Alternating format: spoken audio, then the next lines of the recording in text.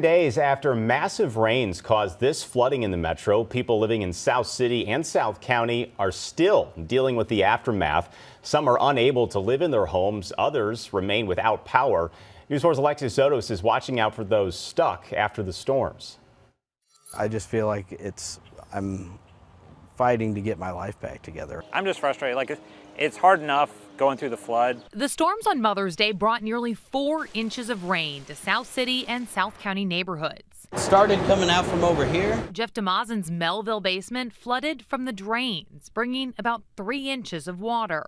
I ran down there and then it was just chaos trying to move everything out of the way and save as much as we could. In South City, Sam McGill's basement got it much worse. All this was underwater. You can see this is kind of like a good measurement. It was up to here. The water flowed into the basement from a clogged storm drain in the backyard. And 10 days later, I don't have hot water, I don't have power, I don't have AC. Multiple calls to Ameren to get his power restored led to confusion. But Ameren tells News 4 the procedure is this.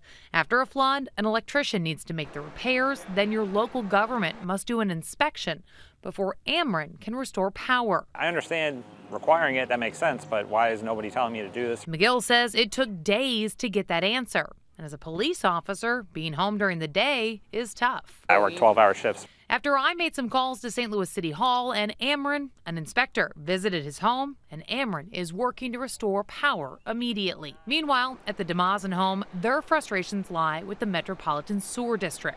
They're claiming no fault in it. They are saying that it was due to overland flooding. MSD says the night of the storms led to 1,100 calls. The agency says overland flooding, not sewer backups, was the cause in most cases. But around 350 homes were flooded due to overcharged lines. And in that case, MSD pays around $2,900 for damages. My frustration is just I almost feel like they just don't care. MSD says they can send out an engineer to further determine cause. While officials call this a 500-year reign, it won't be the last time St. Louis deals with flooding. Alexis Zotos, News 4. Until you're in this situation, it's hard to know who to call and when. We've compiled a list of things that you need to know after flooding.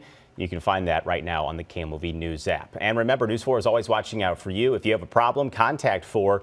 Email investigates@kmov.com. You can also send your story on Facebook or call the newsroom tip line.